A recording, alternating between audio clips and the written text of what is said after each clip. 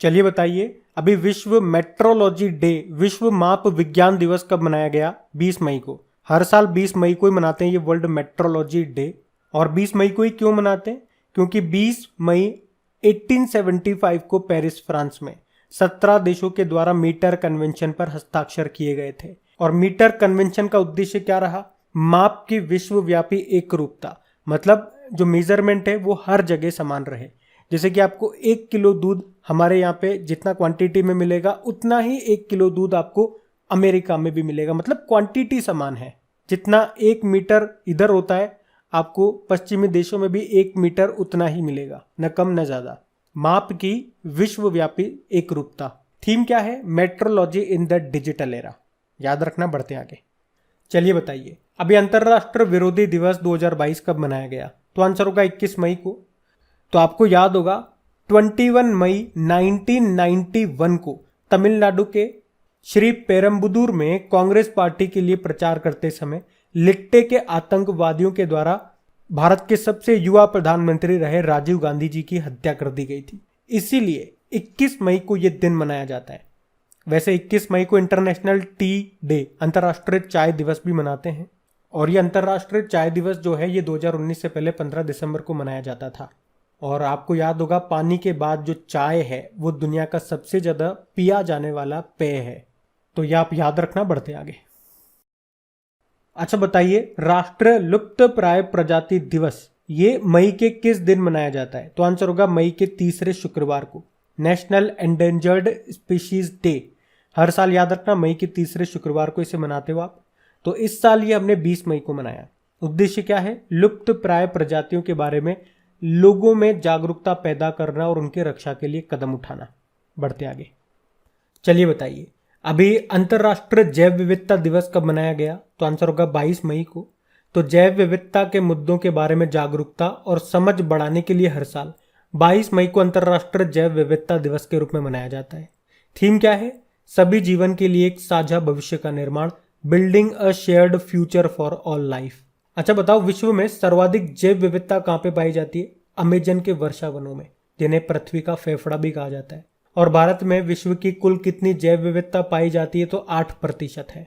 और बताओ, Nagoya protocol, इसका संबंध किससे है? जैव विविधता से संबंधित है ये नगोया प्रोटोकॉल। और अगर आपसे पूछे हिमाचल प्रदेश का पहला जैव विविधता पार्क कहाँ पे बनेगा? तो हिमाचल प्रदेश के मंडी के भूलाह घाटी में। याद रखना, बढ़ते आगे। चलिए बताइए, विश्व कछुआ दिवस कब मनाया गया? 23 मई को। हर साल 23 मई को विश्व कछुआ दिवस के रूप में मनाया जाता है। तो कछुओं को उनके प्राकृतिक आवास में जीवित रहने और पनपने में मदद करने के बारे में जागरूकता बढ़ाने के लिए इसे मनाते हैं। इसकी थीम क्या है? Celebrate, ask everyone to love and save turtle. सभी को कछुओं से प्यार करने और बचाने के लिए कहा जाए। अच्छा मुझे बताओ, अभी किस भारतीय ने कछुआ संरक्षण में बेहतर कछुआ संरक्षण पुरस्कार जीता था? तो आंसर होगा शैलेंद्र सिंह ने। बढ़ते आगे। अगला प्रश्न है हमारा, विश्व थायराइड जागरूकता दिवस कब मनाया गया? तो आंसर होगा 25 मई को। तो थायराइड रोग, उनके लक्षणों और उसके रोकथाम और उपचार के बारे में जागरूकता और समझ को बढ़ावा देने के लिए हर साल 25 मई को ये वर्ल्ड थायराइड अवेयरनेस डे के रूप में मनाते हैं। थीम क्या है? यह आप नहीं है, यह आपका थायराइड है। थायराइड याद रखना, थायराइड ग्लैंड ये आपके गले में होती है, एच आकार की होती है ये। और ये हमारे शरीर की सबसे बड़ी अंतःस्त्रावी यानी कि एंडोक्राइन ग्लैंड है। अच्छा, आयोडीन की कमी से कौन सा रोग होता है? ये प्रश्न साइंस में अक्सर पूछा जाता है। गोइटर होता है, घेंगा जिसको कहते हैं। याद रखना, ये बढ़ते आगे। चलिए बताइए, स्वच्छ सर्वेक्षण 2023 की थीम क्या है? तो आंसर होगा वेस्ट टू वेल्थ। एक्चुअली में अभी केंद्र सरकार ने स्वच्छ भारत मिशन शहरी 2.0 के तहत स्वच्छ सर्वेक्षण 2023 का 8वां संस्करण लॉन्च किया। इसकी थीम रखी है वेस्ट टू वेल्थ। तो इस सर्वेक्षण में 3R के सिद्धांतों को भी प्राथमिकता दी जाएगी। 3R मतलब रिड्यूस, रिसाइकल एंड रीयूज। आपको बता दूं, स्वच्छ भारत मिशन, इसकी शुरुआत हुई थी 2 अक्टूबर 2014 को। ये जो मिशन है ना, 2 भागों में चलाया जा रहा है। जल शक्ति मंत्रालय के अंतर्गत तो आता है स्वच्छ भारत मिशन ग्रामीण, और आवासन और शहरी मामले के अंतर्गत आता है स्वच्छ भारत मिशन शहरी। फिर अभी 1 अक्टूबर 2021 को स्वच्छ भारत मिशन 2.0 को लॉन्च किया गया, और अब ये स्वच्छ भारत मिशन 2.0 2025-26 तक जारी रहेगा। तो ये भी पॉइंट्स ध्यान रखना। बढ़ते आगे। चलिए बताइए, अभी हाल ही में मासिक धर्म स्वच्छता दिवस कब मनाया गया? तो आंसर होगा 28 मई को। तो मासिक धर्म स्वच्छता दिवस यानी कि मेंस्ट्रुअल हाइजीन डे, यह हर साल 28 मई को मनाया जाता है। उद्देश्य क्या है? मासिक धर्म के कारण दुनिया भर में महिलाओं और लड़कियों के सामने आने वाली चुनौतियों के बारे में जागरूकता बढ़ाना और इन चुनौतियों का समाधान करने के लिए समाधानों को उजागर करना इसका उद्देश्य है। अभी हाल ही में विश्व तंबाकू निषेध दिवस 2022 ये कब मनाया गया? तो आंसर होगा 31 मई को। आप जानते हो हर साल 31 मई को वर्ल्ड नो टोबैको डे के रूप में मनाया जाता है। उद्देश्य क्या है? नागरिकों के बीच तंबाकू के उपयोग के खतरों के बारे में जागरूकता पैदा करना। इंपॉर्टेंट रहेगी इस बार की थीम क्या है? तंबाकू हमारे पर्यावरण के लिए खतरा है, यानी कि tobacco threat to our environment. और अभी 2-3 दिन पहले ही हमने पढ़ा था कि वर्ल्ड हेल्थ ऑर्गेनाइजेशन ने झारखंड को विश्व तंबाकू निषेध दिवस पुरस्कार 2022 के लिए चुना है। अच्छा, ये तो हो गया वर्ल्ड नो टोबैको डे। एक नो स्मोकिंग डे के बारे में भी हमने पढ़ा था, जो मार्च के दूसरे बुधवार को मनाया जाता है। हमने अभी उसे 9 मार्च को मनाया था। अभी आपको याद होगा WHO ने क्विट टोबैको नाम से एक एप्लीकेशन को भी लॉन्च किया था। तो ये चीजें भी आपको ध्यान रखनी है। बढ़ते आगे। चलिए बताइए, अभी हाल ही में हिंदी पत्रकारिता दिवस कब मनाया गया? तो आंसर होगा 30 मई को। तो हर साल 30 मई को हिंदी पत्रकारिता दिवस के रूप में मनाया जाता है। और 30 मई को ही क्यों मनाते हैं? क्योंकि 30 मई 1826 को हिंदी का पहला समाचार पत्र शुरू हुआ था। और क्या नाम था उसका? उद्दंड मार्तंड। और इसके संस्थापक कौन थे, यानी कि किसने शुरू किया? पंडित जुगल किशोर शुक्ल ने। और वैसे अगर आपसे प्रश्न पूछ लिया जाए कि भारत में छपने वाला पहला अखबार कौन सा था, तो आंसर होगा बंगाल गजट। ये अंग्रेजी भाषा का था और ये उद्दंड मार्तंड ये हिंदी भाषा का था। अच्छा, मुझे बताओ, भारतीय पत्रकारिता का जनक किसे कहा जाता है? राजा राम मोहन रॉय को। और इनकी भी एक पत्रिका थी, उसका नाम था संवाद कौमुदी। और अगर आपसे पूछे कि समाचार पत्रों का मुक्तिदाता किसे कहते हैं, तो सर चार्ल्स मेटकॉफ को। क्यों कहते हैं? क्योंकि ये 1936 के बीच में भारत के गवर्नर जनरल थे और उन्होंने प्रेस को पूर्ण स्वतंत्रता दी थी, इसीलिए कहते हैं। अब यहाँ पे 2 शब्द आपको दिख रहे हैं, हिंदी और पत्रकारिता। तो हिंदी से आपको याद आएगा हिंदी दिवस, ये हम 14 सितंबर को मनाते हैं। और विश्व हिंदी दिवस 10 जनवरी को मनाते हैं। और पत्रकारिता से आपको याद आएगा वर्ल्ड प्रेस फ्रीडम डे, ये हम कब मनाते हैं? ये 3 मई को मनाया जाता है। और इस बार इसकी थीम क्या थी? डिजिटल घेराबंदी के तहत पत्रकारिता, जर्नलिज्म अंडर डिजिटल सेज। वैसे एक नेशनल प्रेस डे भी होता है, वो हम 16 नवंबर को मनाते हैं। अच्छा, प्रेस ट्रस्ट ऑफ इंडिया के अभी वर्तमान में चेयरमैन कौन है? अविक सरकार है। और सबसे important point, world press freedom index आया अभी, उसमें भारत की रैंक क्या है? 150 है। टॉप किया है नॉर्वे ने। और आप पूछो कि इस इंडेक्स को जारी कौन करता है, तो रिपोर्टर्स विदाउट बॉर्डर। अच्छा, एक पत्रकार का नाम अभी न्यूज में था, उनका नाम है दानिश सिद्दीकी। मैं आपसे जानना चाहूंगा अभी इन्हें कौन सा सम्मान मिला है, ये बताओ आप। हम बढ़ते आगे। चलिए बताइए, अभी विश्व भूख दिवस वर्ल्ड हंगर डे कब मनाया गया? तो आंसर होगा 28 मई को।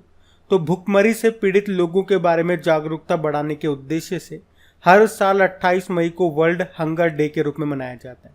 इसका मकसद क्या है? दुनिया भर में भूख से मर रहे लोगों का समर्थन करना। और इस बार की थीम है #यूथ एंडिंग हंगर। अच्छा, अब हंगर की बात आ गई तो आपके माइंड में चल रहा होगा ग्लोबल हंगर इंडेक्स 2021, उसमें भारत की रैंक क्या थी? 101। और वैसे जीरो हंगर का लक्ष्य क्या है? 2030 का है। अच्छा, हम हंगरी हैं तो क्या चाहिए? फूड चाहिए। फूड मतलब वर्ल्ड फूड डे, ये हम कब मनाते हैं? 16 अक्टूबर को, क्योंकि फूड एग्रीकल्चर ऑर्गेनाइजेशन की स्थापना होती है 16 अक्टूबर 1945। अच्छा, हंगर से आपको एक देश भी याद आएगा, हंगरी।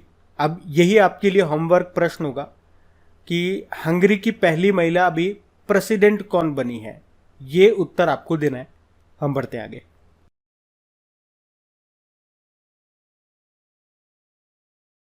अच्छा बताइए, किसे प्रतिष्ठित हम्बोल्ट रिसर्च अवार्ड 2022 से सम्मानित किया गया? तो आंसर होगा प्रोफेसर इंद्रजीत सिंह को।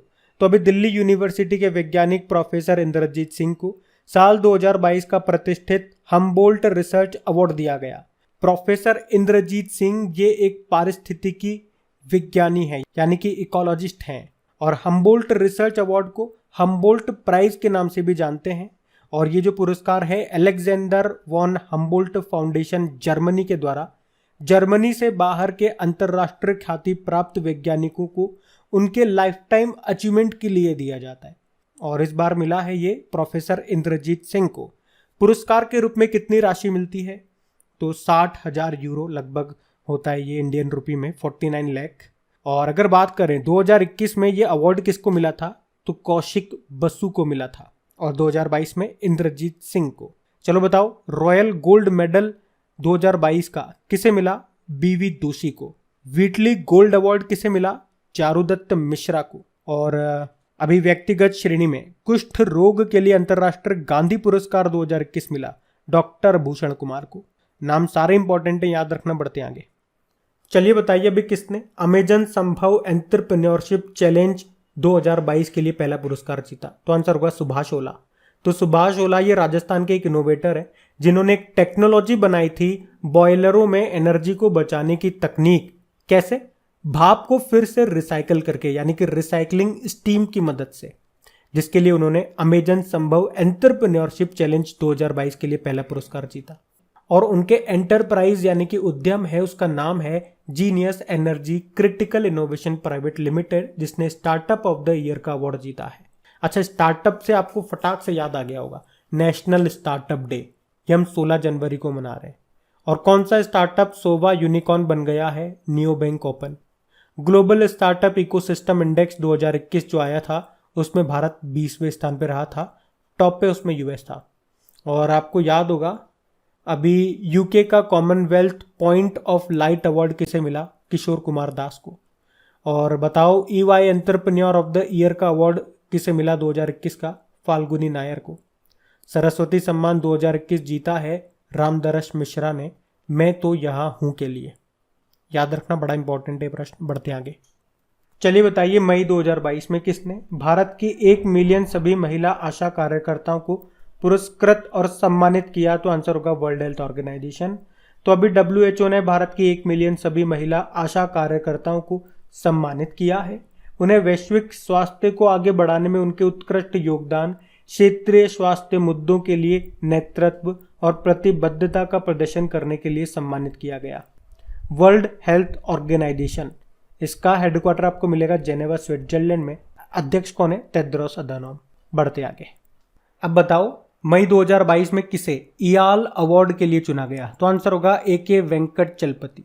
तो इतिहासकार और Madras institute of development studies के प्रोफेसर हैं AR वेंकट चलपति, जिनको 2021 के लिए कनाडा स्थित तमिल लिटरेरी गार्डन के लाइफ टाइम अचीवमेंट अवार्ड, जिसे कहते हैं इयाल अवार्ड, के लिए चुना गया।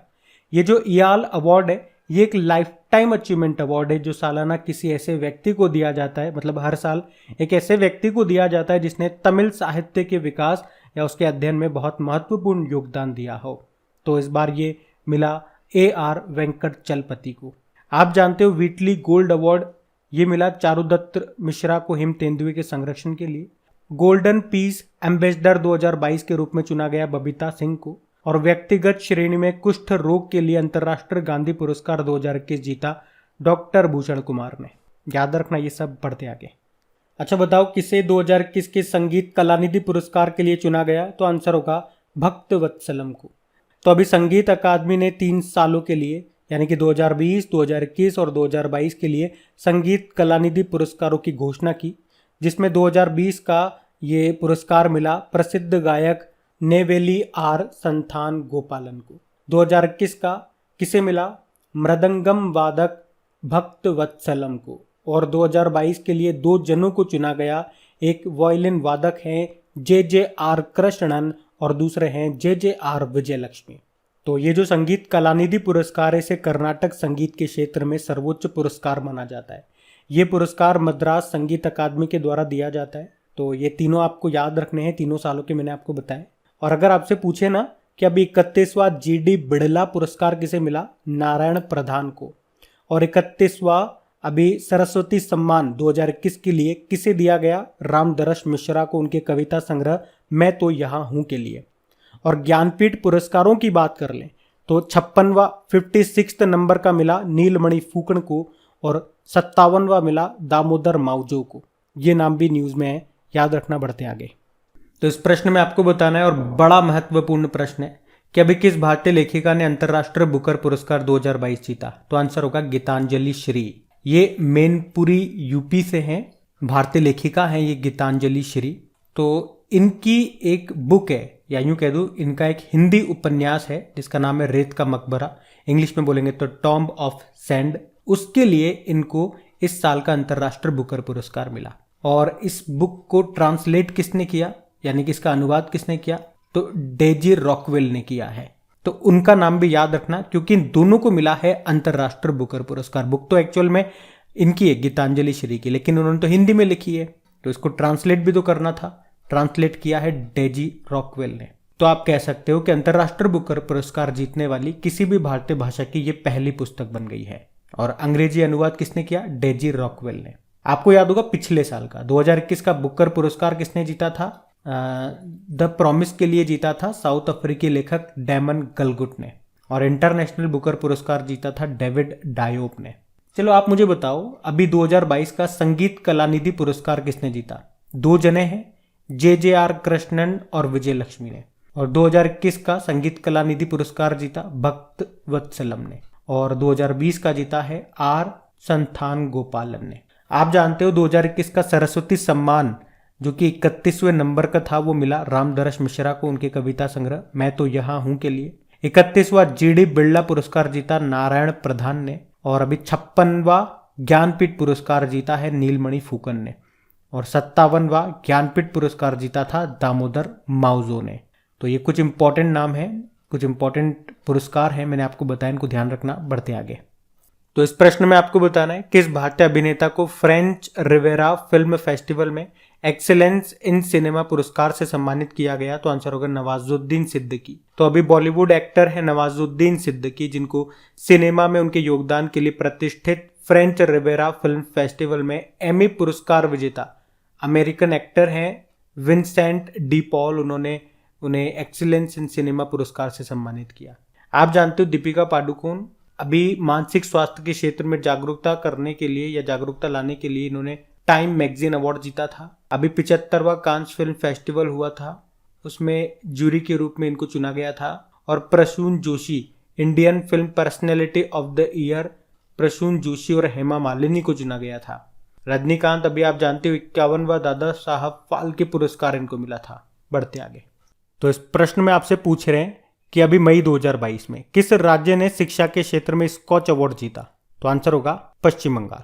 तो अभी पश्चिम बंगाल को प्रतिष्ठित star of governance Skoch award in education मिला है। तो 2003 में स्थापित स्कॉच अवार्ड का उद्देश्य क्या है? भारत को एक बेहतर राष्ट्र बनाने के लिए अतिरिक्त प्रयास करने वाले लोगों, परियोजनाओं और संस्थानों को मान्यता देना। अच्छा, पश्चिम बंगाल की जो मुख्यमंत्री हैं ममता बनर्जी, अभी उन्होंने एक पुरस्कार भी जीता था, विशेष बांग्ला अकादमी पुरस्कार। इनके ऊपर एक बुक लिखी गई ममता बियॉन्ड 2021, जिसको लिखा जयंता घोषाल ने।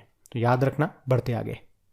चलिए बताइए किसे अचीवर्स ऑफ बेंगलुरु पुरस्कार से सम्मानित किया गया? तो आंसर होगा डॉक्टर विश्व करियप्पा को। तो सैन ग्रुप ऑफ कंपनीज के MD हैं विश्व करियप्पा, उनको अचीवर्स ऑफ बेंगलुरु पुरस्कार से सम्मानित किया गया। और ये जो पुरस्कार है ये उन्हें दिया जाता है जिन्होंने विभिन्न क्षेत्रों में उत्कृष्टता हासिल की है। बाकी रॉयल गोल्ड मेडल अभी मिला था 2022 का BV दोषी को। और व्हीटली गोल्ड अवार्ड किसे मिला था? चारुदत्त मिश्रा को मिला था हिम तेंदुए के संरक्षण के लिए। बढ़ते आगे। तो बताइए अभी मुंबई इंटरनेशनल फिल्म फेस्टिवल के 17वें संस्करण में किस देश को कंट्री इन फोकस चुना गया? तो आंसर होगा बांग्लादेश को। तो मुंबई इंटरनेशनल फिल्म फेस्टिवल का ये 17वां संस्करण था, जो अभी 29 मई को शुरू हुआ था और 4 जून तक चला। और कहाँ पे हुआ? मुंबई में। और बांग्लादेश की आज़ादी के 50 साल पूरे होने के उपलक्ष्य में अभी बांग्लादेश को कंट्री इन फोकस के रूप में चुना गया। आपको याद होगा पेरिस बुक फेस्टिवल 2022 हमने बात की थी, इसमें गेस्ट ऑफ ऑनर के रूप में भारत ने भाग लिया था। और यूनेस्को वर्ल्ड बुक फेस्टिवल 2022 के लिए बात करेंगे किसे वर्ल्ड बुक कैपिटल नामित किया गया? तो आंसर होगा मैक्सिको के ग्वाडलाजारा को। ध्यान रखना ये। बढ़ते आगे। अच्छा बताइए किस राज्य को तंबाकू नियंत्रण के लिए विश्व तंबाकू निषेध दिवस पुरस्कार 2022 मिलेगा? तो आंसर होगा झारखंड को। तो झारखंड में तंबाकू की खपत को नियंत्रित करने के प्रयासों को देखते हुए विश्व स्वास्थ्य संगठन WHO ने राज्य को विश्व तंबाकू निषेध दिवस पुरस्कार 2022 के लिए चुना। आप जानते हो वर्ल्ड नो टोबैको डे हम कब मनाते हैं? 31 मई को। और नो स्मोकिंग डे भी होता है जो मार्च के दूसरे बुधवार को मनाया जाता है, जो इस बार हमने 9 मार्च को मनाया। अभी WHO ने एक एप्लीकेशन भी लॉन्च किया था जिसका नाम है क्विट टोबैको ऐप, तो ये ध्यान रखना। बढ़ते आगे। अच्छा बताइए, मई 2022 में कान फिल्म फेस्टिवल में किस फिल्म ने पाल्मे डी और पुरस्कार जीता? तो आंसर होगा ट्रायंगल्स ऑफ सैडनेस। तो कांस फिल्म फेस्टिवल याद रखना, ये इसका 75वां संस्करण है, 75th एडिशन है, जो फ्रांस के पेरिस में हुआ और यहीं पे होता है ये तो। और इसमें स्वीडिश निर्देशक हैं रूबेन ऑस्टलैंड। उनकी फिल्म है ट्रायंगल ऑफ सैडनेस। इसको सर्वश्रेष्ठ पुरस्कार जिसे कहते हैं पाल्म डी और उससे सम्मानित किया गया। और आपको बता दूं कि कांस फिल्म फेस्टिवल में ये पुरस्कार जीतने वाली रूबेन ऑस्टलैंड की ये दूसरी फिल्म है। इससे पहले उन्होंने 2017 में भी द स्क्वायर नाम की मूवी के लिए ये पुरस्कार जीता था। अच्छा, यहाँ पे एक और पॉइंट मैं आपको बताऊंगा कि एक भारतीय फिल्म निर्माता है शौकन सेन उनका नाम है, और उनकी एक डॉक्यूमेंट्री फिल्म है जिसका नाम है ऑल दैट ब्रीथ्स, और इसने अभी बेस्ट डॉक्यूमेंट्री प्राइज जीता यहाँ पे, जिसको कहते हैं अलॉयल डी और पुरस्कार। वैसे इस अवार्ड को द गोल्डन आई अवार्ड के रूप में भी जाना जाता है। तो बताओ कांस फिल्म फेस्टिवल का ये कौन सा संस्करण है? 75वां संस्करण है। और याद रखना, भारत कंट्री ऑफ ऑनर बनने वाला पहला देश बना था। ये भी इंपॉर्टेंट पॉइंट है क्योंकि पहली बार किसी देश को कंट्री ऑफ ऑनर के रूप में चुना गया और वो देश भारत है। और अभी किस भारतीय अभिनेत्री को जूरी सदस्य के रूप में चुना गया? तो दीपिका पादुकोण को। अच्छा, इसी तरह से अगर पूछें कि 2022 में जो ऑस्कर अवार्ड्स थे वो कौन से नंबर के थे? 94th नंबर के। और बेस्ट फिल्म का अवार्ड मिला था कोडा को। बेस्ट एक्टर थे विल स्मिथ किंग रिचर्ड नाम की मूवी के लिए। बेस्ट एक्ट्रेस रही थी Jessica Chastain the eyes of Temi Phule के लिए। और बेस्ट डायरेक्टर रही Jain campaign the power of dog नाम की मूवी के लिए। और पूछे कि ऑस्कर जीतने वाले पहले बधिर पुरुष अभिनेता कौन बने? तो ट्राई कोट्सर। तो ये सब याद रखना पॉइंट। बढ़ते आगे।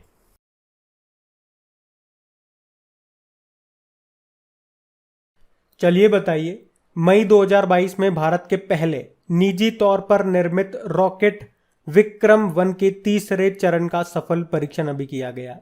नाम क्या दिया इसको? कलाम 100। तो नागपुर का एक स्टार्टअप है स्काई रूट, जिसने भारत का पहला निजी रॉकेट तैयार किया है जिसका नाम है विक्रम, और इसका तीसरा चरण का भी सफल परीक्षण किया गया। तो इसने इसका नाम क्या रखा? कलाम 100। तो कंपनी का नाम तो स्काई रूट है और इसी ने अभी भारत का पहला निजी रॉकेट बनाया है जिसका नाम है विक्रम। और भारत में स्पेस टेक्नोलॉजी के जो जनक हैं विक्रम साराभाई, तो उन्हीं के नाम पे इसका नाम रखा गया है विक्रम। और अभी इसके तीसरे चरण का सफल परीक्षण इन्होंने किया जिसका नाम रखा है कलाम 100। अब्दुल कलाम जी के नाम पे आप कह सकते हो, कलाम 100 इसका नाम रखा। चलो एक प्रश्न मैं आपसे पूछूंगा। चंद्रयान 2 याद है आपको? उसमें एक लैंडर था और एक रोवर था, तो उनके नाम क्या क्या थे ये आपको बताने। और अगर डेली करंट अफेयर्स वाला वीडियो आपने देखा होगा तो सेम क्वेश्चन मैंने वहां पे पूछा भी था और उसका आंसर आपको बताया भी था।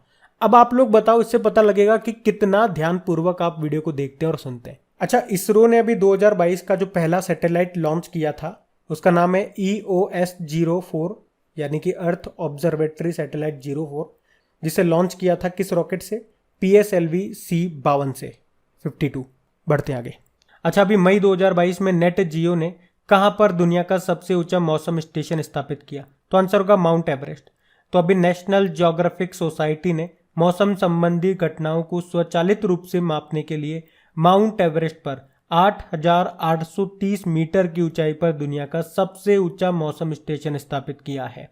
और वैसे माउंट एवरेस्ट की ऊंचाई कितनी है? 8,848.86 मीटर। अच्छा, आप तो ये बताओ, भारतीय मौसम विज्ञान विभाग के महानिदेशक कौन है? मृत्युंजय महापात्रा। और इस बार मैं उल्टा प्रश्न पूछ रहा हूं, उत्तर देकर के आंसर पूछूंगा। मृत्युंजय महापात्रा को क्या कहा जाता है ये आप बताइए, हम बढ़ते हैं आगे। चलिए बताइए, मई 2022 में मंकी पॉक्स के रोगियों के लिए 21 दिनों का क्वारंटाइन अनिवार्य करने वाला पहला देश कौन सा बन गया? तो आंसर होगा बेल्जियम। तो अभी बेल्जियम में मंकी पॉक्स बीमारी के 4 मामले सामने आने के बाद बेल्जियम मंकी पॉक्स के रोगियों के लिए 21 दिनों का क्वारंटाइन अनिवार्य करने वाला पहला देश बन गया है। और बताओ, अभी हमने पढ़ा था कि कौन सा वो खाड़ी देश बन गया है जहां पे मंकी पॉक्स का पहला मामला आया, तो आंसर होगा यूनाइटेड अरब अमीरात। ये मंकी पॉक्स ये चेचक की फैमिली में से एक बीमारी है। इसके लक्षणों में एक अलग से उबड़ के दाने निकल के आते हैं, बुखार हो जाता है, मांसपेशियों में दर्द होता है, सिर दर्द वगैरह होता है। वैसे तो ये चेचक से कम घातक है, मृत्यु दर भी इसमें 4% से कम है। अच्छा, चेचक के टीके की खोज किसने की थी? एडवर्ड जेनर ने। और रेबीज के टीके की खोज लुई पास्चर ने। देखो, बेल्जियम की बात है तो कैपिटल ब्रुसेल है, नाटो का हेडक्वार्टर है यहाँ पे, यूरोपियन यूनियन का भी है, करेंसी यूरो है, प्रधानमंत्री हैं अलेक्जेंडर दी क्रॉस।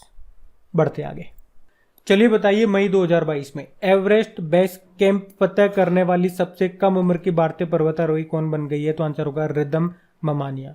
ये महाराष्ट्र की 10 साल की बच्ची है रिदम ममानिया, और अभी ये माउंट एवरेस्ट के बेस कैंप को फतह करने वाली सबसे कम उम्र की भारतीय पर्वतारोही बन गई है। बेस कैंप की ऊंचाई कितनी है? 5364 मीटर। अच्छा, आपको याद होगा अभी माउंट एवरेस्ट को सर्वाधिक बार फतह किसने किया था? कामेरिता शेरवा ने 26वीं बार किया था। और महिलाओं में बात करेंगे तो सबसे ज्यादा बार 10वीं बार किया था लखपा शेरपा ने। और सबसे पहले कौन चढ़े थे? न्यूजीलैंड के एडमंड हिलेरी चढ़े थे उनके शेरपा तेंजिंग नॉर्गे के साथ। और अगर आपसे पूछे कि पहली भारतीय महिला कौन बनी थी माउंट एवरेस्ट को फतह करने वाली, तो आंसर होगा बछेंद्री पाल। और अब आप बताओ, पहली भारतीय दिव्यांग महिला कौन बनी थी माउंट एवरेस्ट को फतह करने वाली? और अगर आपसे पूछे कि भारतीय पर्वतारोहण फाउंडेशन की पहली महिला अध्यक्ष कौन बनी, तो आंसर होगा हर्षवंती बिष्ट। ये सारे इंपॉर्टेंट नाम मैं आपको बता रहा हूं, याद रखते जाना। बढ़ते आगे। अच्छा बताइए, अभी हाल ही में भारतीय रेलवे ने भारत का पहला स्वदेशी हाइपरलूप विकसित करने के लिए किस आईआईटी के साथ समझौता किया? तो आंसर होगा आईआईटी मद्रास। तो अभी भारतीय रेलवे ने भारत का पहला स्वदेशी हाइपरलूप बनाने के लिए आईआईटी मद्रास के साथ समझौता किया है। हाइपरलूप क्या है? तो इसमें क्या होता है, परिवहन में एक ट्यूब का इस्तेमाल होता है। इसमें मतलब हवा नहीं होती, ये वैक्यूम होता है, ताकि उस ट्यूब में जब गाड़ी चले, जिसे आप पॉड्स कहते हो, तो घर्षण यानी कि फ्रिक्शन न हो। और ये जो पॉड्स हैं, ये जो गाड़ी है, उस ट्यूब के अंदर मैगलेव तकनीक की सहायता से एक जगह से दूसरी जगह पर जाते हैं, जैसे कि हवा में तैर रहे हों। और इसका फायदा क्या होगा? इसकी जो स्पीड होगी एरोप्लेन के बराबर होगी, उत्सर्जन नहीं होगा, मतलब प्रदूषण नहीं होगा, और इलेक्ट्रिक ट्रेन से भी कम बिजली ये खाएगा। ये इसके फायदे होंगे। तो याद रखना, भारतीय रेलवे किस आईआईटी की सहायता से बनाएगा? तो आंसर होगा आईआईटी मद्रास। बढ़ते आगे। चलिए बताइए, हाल ही में स्वास्थ्य सेवा में ड्रोन लॉन्च करने वाला पहला भारतीय राज्य कौन सा बना? तो आंसर होगा उत्तराखंड। तो उत्तराखंड स्वास्थ्य सेवा क्षेत्र में ड्रोन लॉन्च करने वाला पहला भारतीय राज्य बन गया है। अभी अमेरिका की कंपनी है रेड क्लिफ लाइफ टेक, जिसने देश के स्वास्थ्य सेवा क्षेत्र में अपनी पहली कमर्शियल यानी कि वाणिज्यिक ड्रोन सेवा को शुरू किया है। और कंपनी ने उत्तरकाशी और देहरादून के बीच में अपना कमर्शियल ड्रोन कॉरिडोर खोला है। अच्छा, मुझे बताओ, अभी प्रधानमंत्री नरेंद्र मोदी ने कितने किसान ड्रोन शुरू किए थे? आंसर होगा 100। और अगर मैं आपसे पूछूं कि अभी भारत का सबसे बड़ा ड्रोन महोत्सव ये कहाँ पे शुरू हुआ था, जिसका उद्घाटन प्रधानमंत्री नरेंद्र मोदी ने किया था नई दिल्ली में। उसके अलावा नागरिक हवाई क्षेत्र में ड्रोन को अनुमति देने वाला पहला देश कौन सा बना? इजराइल। और देश का पहला ड्रोन स्कूल कहाँ पे खोला गया? ग्वालियर मध्य प्रदेश में। और मध्य प्रदेश के ग्वालियर में ही प्रदेश के पहले ड्रोन मेले का भी आयोजन किया गया था। और बताओ, भारत की पहली ड्रोन फॉरेंसिक लैब ये कहाँ पे स्थापित की गई? तो आंसर होगा केरल में। याद रखना ये सारे पॉइंट। बढ़ते आगे। अच्छा बताइए, भारत के किस राज्य में न्यू डेवलपमेंट बैंक अपना पहला क्षेत्रीय कार्यालय खोलेगा? तो आंसर होगा गुजरात। तो न्यू डेवलपमेंट बैंक, जिसको ब्रिक्स बैंक भी कहते हैं, ये भारत में अपना पहला क्षेत्रीय कार्यालय खोलेगा। कहाँ पे? गुजरात के गिफ्ट सिटी में, ताकि देश की ढांचागत और सतत विकास की जरूरतों को पूरा किया जा सके। गिफ्ट सिटी में गिफ्ट का मतलब क्या होता है? Gujarat international finance technology city. अच्छा, न्यू डेवलपमेंट बैंक, इसकी स्थापना होती है 2015 में। हेडक्वार्टर शंघाई चाइना में है। और इसमें कौन कौन मेंबर थे जो आपके ब्रिक्स के मेंबर हैं, यानी कि ब्राजील, रशिया, इंडिया, चाइना और साउथ अफ्रीका। पर आपको शायद याद होगा, अभी इसमें 4 देश और शामिल हो गए हैं न्यू डेवलपमेंट बैंक में। कौन कौन से वो 4 देश? बांग्लादेश, यूनाइटेड अरब अमीरात, उरुग्वे और मिस्र। और सबसे नवीनतम पूछोगे तो आंसर होगा मिस्र। इसके अध्यक्ष कौन है? मार्कोस ट्रायजो। अब एक प्रश्न आपके माइंड में आएगा कि ब्रिक्स की इस साल अध्यक्षता किसके पास है 2022 में, तो आपको याद करना होगा 2021 में किसके पास थी, इंडिया के पास थी। कौन सा नंबर की, 13वें नंबर की। और हमने आपको बताया था कि इसमें हर साल जो अध्यक्षता है ये इसके अल्फाबेट में आगे बढ़ते जाओ उसी हिसाब से मिलती जाती है। जैसे कि पहले इंडिया के पास थी, इस बार चाइना के पास है, अगली बार साउथ अफ्रीका के पास होगी, तो ये आपको ध्यान रखना है।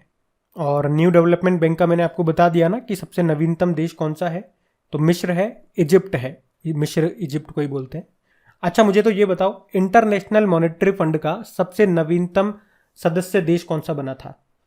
190वां है एंडोरा, और यूनाइटेड नेशन ऑर्गेनाइजेशन का था साउथ सुडान 193rd नंबर का।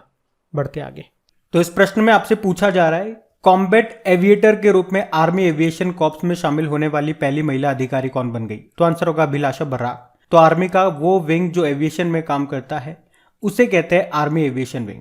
तो एविएशन विंग मतलब क्या हो गया, हवाई मार्ग का उपयोग करने वाली विंग। और अभी कैप्टन अभिलाषा बर्राक इसी आर्मी एविएशन कोर में लड़ाकू पायलट के रूप में शामिल होने वाली पहली महिला अधिकारी बन गई है। एक्चुअली में भारतीय सेना के एविएशन कोर यानी कि उड़ान दस्ते में अभी तक कोई भी महिला शामिल नहीं थी, लेकिन अब ये हो गई है, तो इनका नाम इंपॉर्टेंट है, इसलिए आपको क्वेश्चन कराया जा रहा है। ये हरियाणा से है। और आर्मी एविएशन कोर की बात करें तो इसकी स्थापना हुई थी 1 नवंबर 1986 में। तब से अभी तक इसमें कोई भी महिला शामिल नहीं थी। अच्छा, बॉर्डर रोड ऑर्गेनाइजेशन की पहली महिला कमांडिंग ऑफिसर कौन बनी, वैशाली हिवासे। और भारत की पहली महिला उड़ान परीक्षण इंजीनियर कौन बनी थी, आश्रिता वी ओलेटी। और उत्तराखंड विधानसभा की पहली महिला स्पीकर कौन बनी थी, रितु खंडूरी। बढ़ते आगे, तो इस प्रश्न में आपको बताना है कि भारत का पहला ओलंपिक मूल्य शिक्षा कार्यक्रम ये कहां पे शुरू किया गया। इंग्लिश में बोलेंगे तो ओलंपिक वैल्यूज एजुकेशन प्रोग्राम, तो आंसर होगा उड़ीसा में। तो अभी उड़ीसा के जो मुख्यमंत्री नवीन पटनायक, उन्होंने उड़ीसा के 90 स्कूलों में ओलंपिक मूल्य शिक्षा कार्यक्रम को शुरू किया है। और किसकी सहायता से, तो अभिनव बिंद्रा फाउंडेशन की मदद से। क्या होगा इसमें बच्चों को ओलंपिक के बारे में बताया जाएगा और उन्हें खेलों में परंपरागत किया जाएगा, जिससे भारत में और ज्यादा मेडल आ सके, मेडलों की संख्या बढ़ सके। देखो, इंटरनेशनल ओलंपिक कमेटी की बात कर लें पहले। हेडक्वार्टर लुज़ेन स्विट्जरलैंड में है और इसके प्रेसिडेंट है थॉमस बक। आप जानते हो 2023 में अंतर्राष्ट्रीय ओलंपिक समिति की बैठक ये कहाँ पे होगी, मुंबई में होगी। और अभी जो टोक्यो ओलंपिक 2020 हुए थे, ये इसका 32वां संस्करण था, समर ओलंपिक थे ये। अगले वाले कहाँ पे होंगे, 2024 में होंगे पेरिस में। और इस बार के टोक्यो ओलंपिक का शुभंकर था मिराई तोबा और टोक्यो पैरालंपिक का था सोमाइती। इसमें भारत ने 7 मेडल जीते थे, 1 गोल्ड, 2 सिल्वर और 4 ब्रोंज। और इस तरह से पदक तालिका में भारत 48 नंबर पे था। जबकि इसका आधा कर दोगे तो आएगा 24, यानी कि टोक्यो पैरालंपिक में भारत की रैंक कितनी थी, 24 थी। उसमें भारत ने 19 मेडल जीते थे और जिसमें से 5 गोल्ड थे। अभी आपको बताए बीजिंग विंटर ओलंपिक हुए चाइना में, जिसका शुभंकर है बिंग ड्वेन ड्वेन और पैरालंपिक का है श्वेन ड्रोन ड्रोन। इसमें भारत ने एक भी मेडल नहीं जीता, क्योंकि एक ही तो खिलाड़ी गए थे हमारी ओर से, मोहम्मद रफीक उनका नाम है।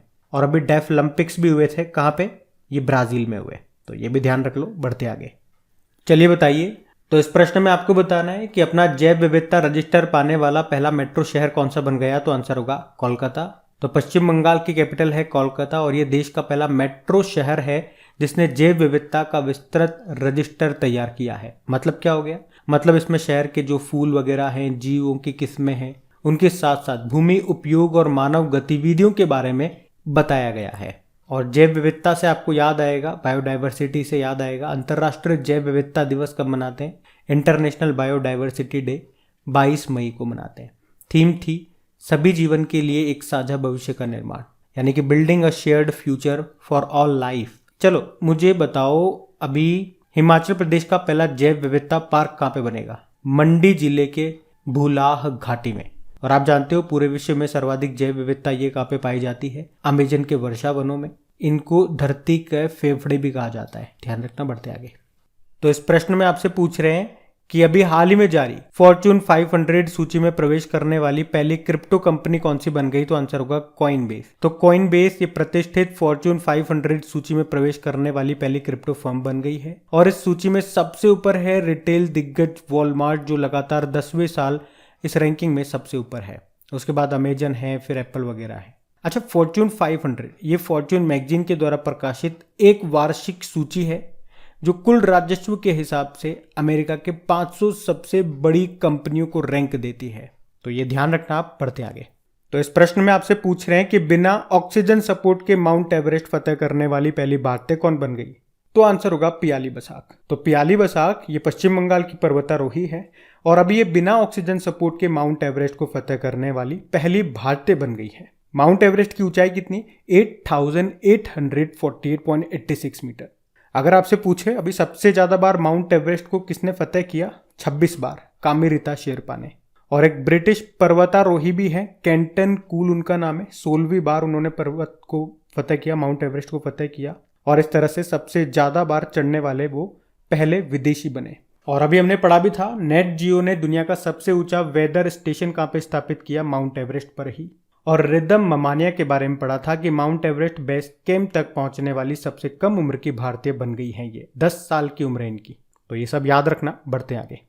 तो इस प्रश्न में आपसे पूछ रहे हैं कि CFR यानी कि कम्युनिटी फॉरेस्ट रिजर्व राइट्स यानी कि अधिकारों को मान्यता देने वाला दूसरा राज्य भी कौन सा बन गया मई 2022 में? आंसर होगा छत्तीसगढ़। तो CFR यानी कि सामुदायिक वन संसाधन अधिकार यानी कि कम्युनिटी फॉरेस्ट राइट रिजर्व। तो अभी छत्तीसगढ़ सरकार ने पहली बार राष्ट्रीय उद्यान के भीतर स्थित एक गांव के सामुदायिक वन संसाधन अधिकारों को मान्यता दी है और छत्तीसगढ़ ऐसा करने वाला दूसरा राज्य बना है जिसने राष्ट्रीय उद्यान के अंदर CFR अधिकारों को मान्यता दी है। मतलब छत्तीसगढ़ सरकार ने कांगेर घाटी जो नेशनल पार्क है वहां पे, उसके भीतर स्थित है एक गुड़िया पदार गांव, उसके CFR अधिकारों को मान्यता दी है। मतलब वहां का जो गांव हो गया, वहां का जो समुदाय हो गया, उसको उस जंगल की जिम्मेदारी सौंप दी गई है कि वो अब उसका मैनेजमेंट संभाले, उसकी रक्षा करे, उसका संरक्षण करे। और याद रखना, इस तरह की मान्यता देने वाला ये दूसरा राज्य बना है। पहला था उड़ीसा 2016 में, जिसने सिमलीपाल नेशनल पार्क में भी ऐसा ही किया था। तो पहला उड़ीसा, दूसरा हो गया छत्तीसगढ़। ये आप याद रखना।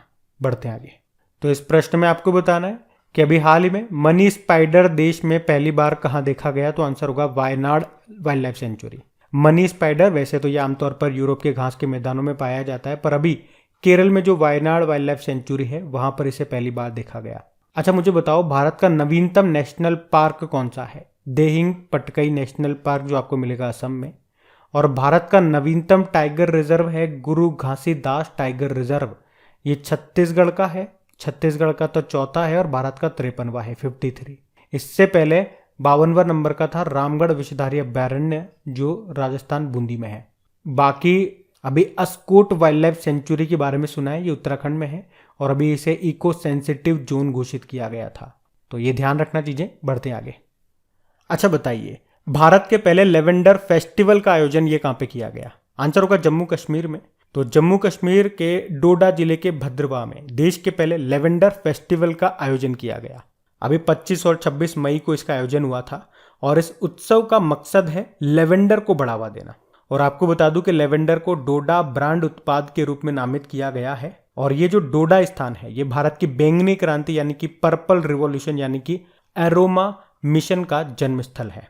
एरोमा मिशन मतलब इसमें वो पौधे आते हैं जो सुगंधित भी होते हैं, खुशबूदार भी होते हैं और मेडिसिनल प्रॉपर्टी भी रखते हैं। जैसे कि तुलसी हो गया, तुलसी खुशबू भी आती है और मेडिसिनल प्रॉपर्टी भी रखते हैं। पर जो लेवेंडर है ये इन सब में बेस्ट होता है। और आपको बता दूं, देश का पहला national institute of high altitude medicine ये भी भद्रवाह में बनाया जा रहा है। ये भद्रवाह ये आपको डोडा जिले में ही मिलेगा। तो ये याद रखना आप कि भारत का पहला लेवेंडर फेस्टिवल का आयोजन कहां पे किया गया? जम्मू कश्मीर में। बढ़ते हैं आगे। तो बताइए, भारत का पहला पवन सौर हाइब्रिड पावर प्लांट किसने चालू किया? अदानी एनर्जी ने। तो अदानी ग्रीन एनर्जी लिमिटेड की एक यूनिट है, इकाई है Adani hybrid energy Jaisalmer 1 limited, जिसने राजस्थान के जैसलमेर में 390 मेगावाट के विंड और सोलर हाइब्रिड एनर्जी प्लांट को शुरू किया। और इस तरह से ये भारत का पहला पवन सौर हाइब्रिड ऊर्जा उत्पादन संयंत्र बन गया, प्लांट बन गया। मतलब यहाँ पे जो एनर्जी है वो विंड से भी बनेगी और सोलर से भी बनेगी। कहने की बात यह है, याद रखना कहाँ पे? राजस्थान के जैसलमेर में। ये भारत का पहला पवन सौर हाइब्रिड पावर प्लांट है। बढ़ते आगे।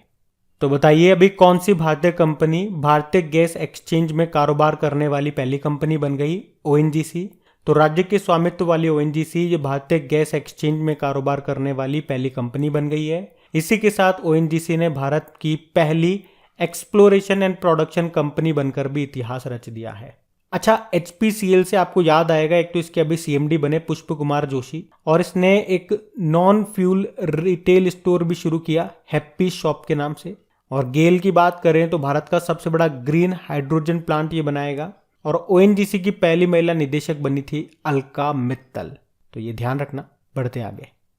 अच्छा बताइए, उत्तर भारत के पहले औद्योगिक बायोटेक पार्क का उद्घाटन कहाँ पे किया गया? तो आंसर होगा जम्मू कश्मीर में।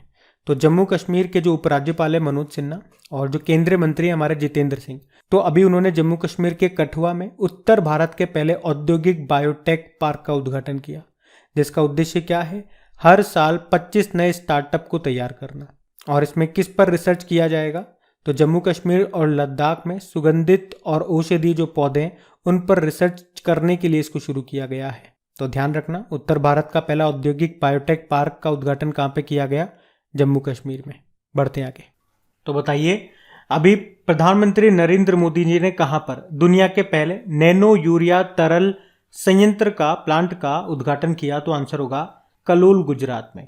तो ये नैनो यूरिया लिक्विड प्लांट है जिसका उद्घाटन अभी गुजरात के कलोल में प्रधानमंत्री नरेंद्र मोदी जी ने किया। और ये दुनिया का पहला है, इसीलिए ये प्रश्न इंपॉर्टेंट है। और इसका उद्देश्य क्या है? किसानों की आय को बढ़ाना, उनकी प्रोडक्टिविटी को बढ़ाना। किसने बनाया इसको? इफ्को ने बनाया। इफ्को मतलब इंडियन फार्मर्स फर्टिलाइजर्स कोऑपरेटिव। इसका हेडक्वार्टर नई दिल्ली में है। इसके हेड हैं दिलीप संघानी। आपको याद होगा, दुनिया का पहला नैनो यूरिया किसने बनाया था? वो भी इफ्को ने बनाया था। तब भी हमने इसके बारे में पढ़ा था। और इफ्को से आपको एक और प्रश्न याद आएगा, वर्ल्ड कोऑपरेटिव मॉनिटर रिपोर्ट 2021 आई थी, उसमें पहले स्थान पर रहा था इफ्को। तो ये आप याद रखेंगे प्रश्न कि दुनिया का पहला नैनो यूरिया लिक्विड प्लांट का उद्घाटन कहां पे किया गया? गुजरात के कल्लोल में। बढ़ते आगे। अच्छा बताओ, गुजरात के गिफ्ट सिटी में शाखा खोलने की मंजूरी प्राप्त करने वाला पहला जापानी बैंक कौन सा बना? तो आंसर होगा MUFG बैंक। तो याद रखना कि MUFG बैंक ये अभी गुजरात के गिफ्ट सिटी में शाखा खोलने की मंजूरी प्राप्त करने वाला पहला जापानी बैंक बन गया है। ये भारत में बैंक की 6ठी शाखा होगी, इसकी 6ठी ब्रांच होगी। एक्चुअली में इस बैंक ने 1953 में मुंबई में अपनी पहली ब्रांच खोली थी। और ये जो MUFG बैंक है ना, ये जापान का सबसे बड़ा बैंक है। अच्छा, इसी तरह का एक प्रश्न अगर आपसे पूछा जाए कि अभी कौन सा बैंक भारत में अपना पहला क्षेत्रीय कार्यालय गुजरात के गिफ्ट सिटी में खोलेगा? तो न्यू डेवलपमेंट बैंक आंसर होगा। गिफ्ट सिटी में इसका मतलब क्या हो गया? Gujarat international finance technology city. पढ़ते आगे।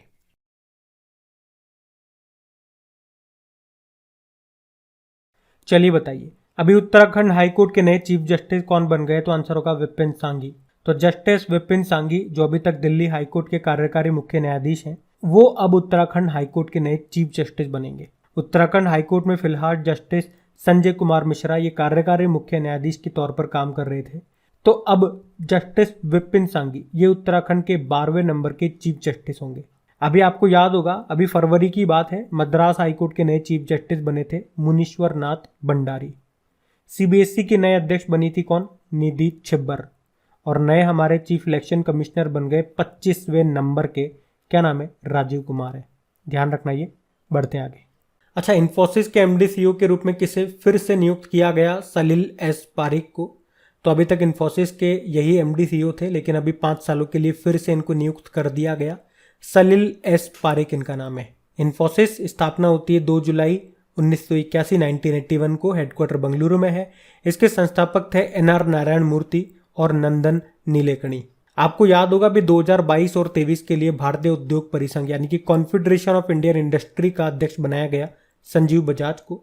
ये बजाज फिनसर्व लिमिटेड के CMD है। और अभी मुख्य आर्थिक सलाहकार कौन बने? अनंत नागेश्वरन बने। और प्रधान वैज्ञानिक सलाहकार बने हैं अजय कुमार सूद। बढ़ते आगे। अच्छा बताओ, अभी मई 2022 में ऑस्ट्रेलिया के नए प्रधानमंत्री कौन बन गए? Anthony Albanese.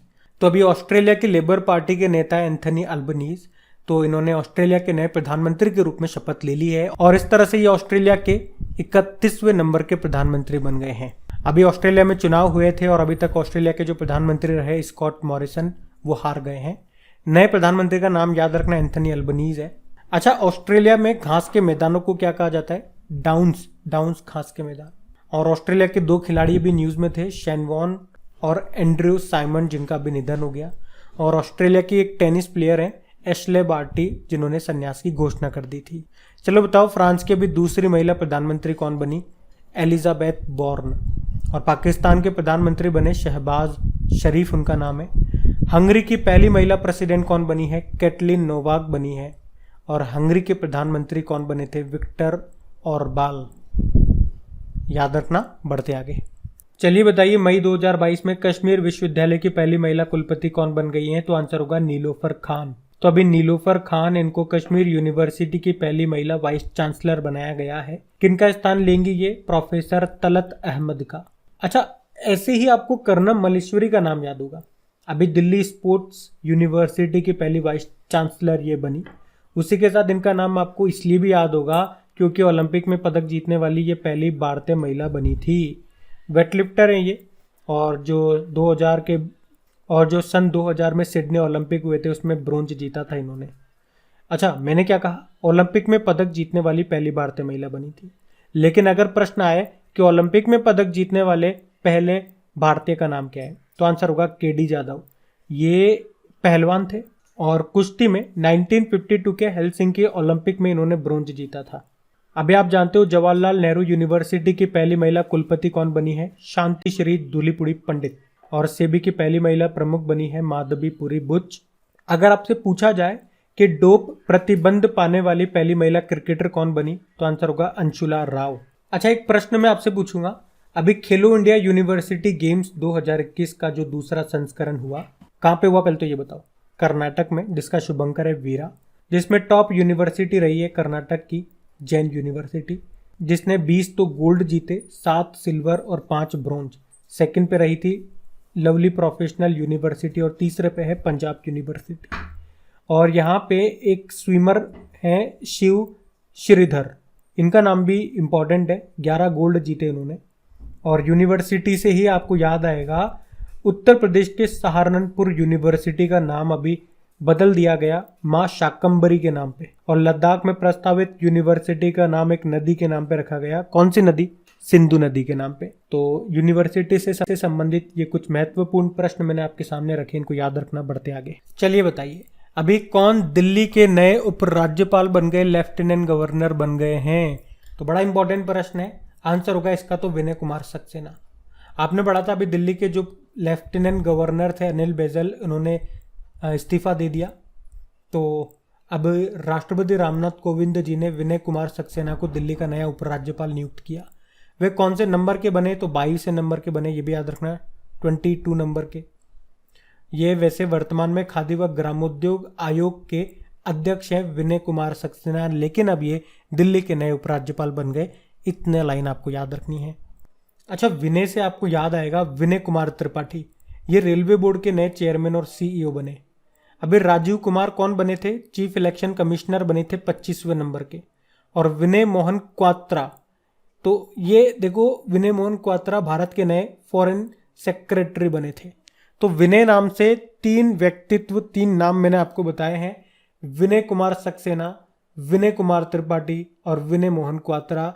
तो कंफ्यूज मत हो जाना, इसीलिए आप कंफ्यूज ना हो, जानबूझ करके ये मिलते जुलते नाम मैं आपके ऑप्शन में रखता हूँ। और जब आप क्विज लगाओगे आपकी क्रेक एग्जाम एप्लीकेशन में जा करके, चाहे डेली वाली, मंथली वाली या फिर वीकली वाली, या टॉपिक वाइज जो क्विज बनती है वहां जा करके लगाओगे, तो ये तीनों की तीनों ऑप्शन आपको वहां पे मिलेंगे। तो आप कंफ्यूज होगे और मैं आपको कंफ्यूज करना चाहता हूँ। कंफ्यूज होगे तभी तो एग्जाम टाइम में आपका कंफ्यूजन दूर होगा, क्योंकि आप पहले ही ऑलरेडी कंफ्यूज हो चुके हो। तो आपको याद रहेगा, हाँ इसका आंसर ये वाला है। तो वीडियो देखने के साथ साथ क्विज ज़रूर लगाया कीजिए। वीडियो देखने से काम नहीं चलेगा जब तक आप खुद से प्रैक्टिस नहीं करोगे। ये बिल्कुल आप उसी तरह से समझें जैसे कि आप फिटनेस चाहते हैं, बॉडी वगैरह बनाना चाहते हैं, फिट रहना चाहते हैं, लेकिन यूट्यूब खोल करके आप दूसरा दौड़ रहा है, दूसरा मेहनत कर रहा है, उसकी वीडियो को देख करके आप सोचें कि मेरे भी एब्स बन जाए, मेरे भी शोल्डर बन जाए, मैं भी फिट हो जाऊं, लेकिन उससे काम नहीं चलेगा। आपको खुद प्रैक्टिस करनी पड़ेगी। तो उसी से रिलेट करके आप पढ़ाई को भी लें। केवल मैं आपको बता रहा हूँ चीजें, उसको देख करके, उसको सुनने से ही मात्र काम नहीं चलेगा। आपको खुद को प्रैक्टिस करनी पड़ेगी। यहाँ पे प्रैक्टिस हमारे हाथ पैर की नहीं हो रही है, हमारे दिमाग की हो रही है। आपको चीजों को बार बार रिवाइज करना पड़ेगा। आपको अपने दिमाग को भूलने नहीं देना है, बार बार उसको रिपीट करना है, बार बार टेस्ट लगाते रहो। भाई क्विज क्यों बना रहे हैं? क्विज इसीलिए बना रहे हैं, बार बार करते रहोगे, हर 10-5 दिन में वो क्विज लगाते रहो। आपको दिमाग को वो चीजें भूलने नहीं देना है, मेरी ये बात ध्यान रख लो बस। उम्मीद है समझ गए होंगे आप। अभी हम बढ़ते आगे। चलिए बताइए, अभी किसे विश्व स्वास्थ्य संगठन WHO के प्रमुख के रूप में नियुक्त किया गया? Tedros Adhanom Ghebreyesus. तो WHO के अभी प्रमुख यही है, टेड्रोस अधानोम, और अभी एक बार फिर से उन्हें 5 सालों के लिए नियुक्त किया गया है। और वे इस पद पर आने वाले पहले अफ्रीकी तो है ही सही, और एकमात्र महानिदेशक हैं जो चिकित्सक के रूप में योग्य नहीं है। अच्छा, ILO इंटरनेशनल लेबर ऑर्गेनाइजेशन के प्रमुख अभी कौन बने और इस पद पर आने वाले वो पहले अफ्रीकी भी हैं? उनका नाम है गिलबर्ट होंगबो। और पहले अफ्रीकी से आपको याद आएगा, अभी प्रित्जकर पुरस्कार पाने वाले पहले अफ्रीकी भी बने थे। कौन? फ्रांसिस कैरे। बाकी नाटो के अध्यक्ष हैं जिनका कार्यकाल 1 साल के लिए बढ़ा दिया, जेंस स्टोल्टेनबर्ग। और स्टॉकहोम जल पुरस्कार 2022 को जीता है विल्फ्रेड बुटसर्ट ने, और इस पुरस्कार को नोबेल प्राइज ऑफ वाटर भी कहते हैं। याद रखना ये। बढ़ते आगे। चलो बताओ, मई 2022 में किसे प्रधानमंत्री नरेंद्र मोदी का निजी सचिव नियुक्त किया गया? तो आंसर होगा विवेक कुमार को। तो विवेक कुमार को प्रधानमंत्री नरेंद्र मोदी के पर्सनल सेक्रेटरी के रूप में नियुक्त किया गया। ये संजीव कुमार सिंगला का स्थान लेंगे जो अब इजराइल में भारत के राजदूत बनेंगे। अभी आपको याद होगा, प्रधानमंत्री नरेंद्र मोदी के सलाहकार बने थे कौन? तरुण कपूर। और सहकारिता मंत्रालय में सचिव बने अभी ज्ञानेश कुमार। और हमारे चीफ इलेक्शन कमिश्नर 25वें नंबर के बन गए कौन? राजीव कुमार। तो ये नाम भी ध्यान रखना, न्यूज में है ये सारे के सारे। बढ़ते आगे। चलिए बताइए, भारतीय ओलंपिक संघ के अध्यक्ष ने इस्तीफा दे दिया। नाम क्या है उनका? नरिंदर बत्रा। तो भारतीय ओलंपिक संघ के अध्यक्ष थे नरिंदर बत्रा, जिन्होंने अभी अपने पद से इस्तीफा दे दिया। वैसे आपको बता दूं, ये अभी खाली नहीं हो गए, ऐसा नहीं है इस्तीफा दे दिया अभी खाली हो गए। अभी इनके पास अंतर्राष्ट्रीय हॉकी महासंघ के अध्यक्ष का पद भी है। अच्छा, अभी दिल्ली के उपराज्यपाल कौन बने थे? Lieutenant governor Vinay Kumar Saxena. और कॉन्फेडरेशन ऑफ इंडियन इंडस्ट्री के अध्यक्ष बने संजीव बजाज, उनका नाम है। और चीफ इलेक्शन कमिश्नर बन गए हैं 25वें नंबर के, उनका नाम है राजीव कुमार। बढ़ते आगे। चलिए बताइए, हाल ही में किस भारतीय को WTO यानी कि वर्ल्ड ट्रेड ऑर्गेनाइजेशन की व्यापार पर तकनीकी बाधाओं पर समिति का अध्यक्ष बनाया गया? तो आंसर होगा अनवर हुसैन शेख। तो भारत सरकार के एक अधिकारी हैं अनवर हुसैन शेख, जिनको अभी व्यापार पर तकनीकी बाधाओं पर विश्व व्यापार संगठन की समिति का अध्यक्ष बनाया गया। मतलब टेक्नोलॉजी से रिलेटेड जो बैरियर है उसके लिए एक कमेटी है, उसके ये अध्यक्ष बने हैं जो कि एक भारतीय हैं, और यही इस प्रश्न को इंपॉर्टेंट बनाता है। देखो, वर्ल्ड ट्रेड ऑर्गेनाइजेशन, इसकी स्थापना होती है 1 जनवरी 1995 को। हेडक्वार्टर इसका जेनेवा स्विट्जरलैंड में है, और इसके मेंबर देश हैं 164, और सबसे नवीनतम 164 नंबर का है अफगानिस्तान।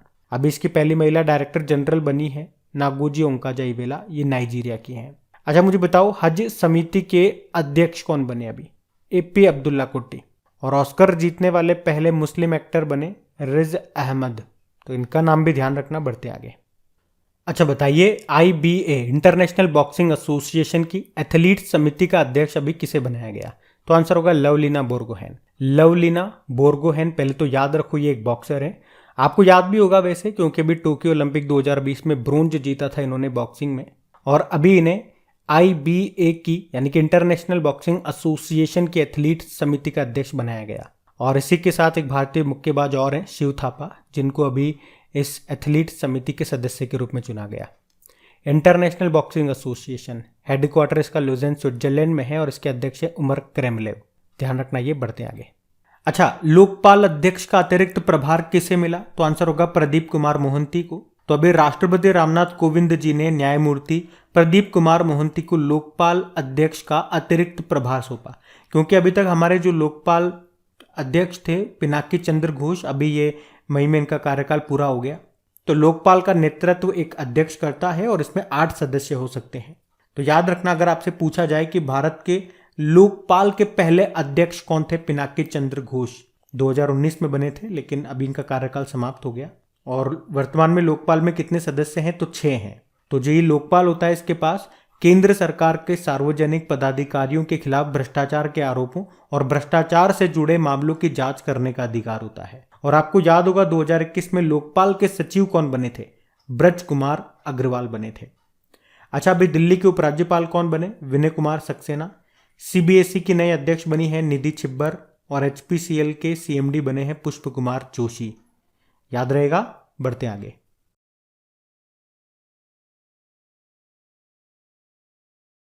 अच्छा बताओ, हाल ही में किसने यूईएफए यूरोपा फुटबॉल लीग का खिताब जीता? तो आंसर होगा आइनट्रास्ट फ्रैंकफर्ट ने। तो जर्मन फुटबॉल क्लब है ये, जिसका नाम है आइनट्रास्ट फ्रैंकफर्ट, जिसने 42 साल में अपनी पहली यूरोपीय ट्रॉफी जीती है। किसे हरा करके? रेंजर्स टीम को हरा करके। अच्छा, अगर मैं आपसे पूछूं अभी थॉमस कप किसने जीता था, और उससे पहले तो आपको ये बताना पड़ेगा, एक तो थॉमस कप हो गया और एक उबेर कप हो गया, इसका संबंध किस खेल से, पहले ये तो पता लगे। उसके बाद ये बताना थॉमस कप को किसने जीता, किसे हरा के, और उबेर कप को किसने जीता, किसे हरा के। मोस्ट इंपॉर्टेंट क्वेश्चन है ये, उत्तर दो, हम बढ़ते आगे। तो इस प्रश्न में आपको बताना है कि अभी किस भारतीय ने 2022 में दूसरी बार मैग्नस कार्लसन को हरा दिया। तो आंसर होगा आर प्रज्ञानंदन। आपको याद होगा, हमने कुछ महीने पहले ही पढ़ा था कि भारतीय ग्रैंड मास्टर है आर प्रज्ञानंदन। इन्होंने विश्व के number 1 chess player Magnus Carlsen को हराया था और इस तरह से वो उन्हें हराने वाले सबसे युवा खिलाड़ी भी बन गए थे। पर अभी इसी साल ही दूसरी बार आर प्रज्ञानंदन ने मैग्नस कार्लसन को हरा दिया है।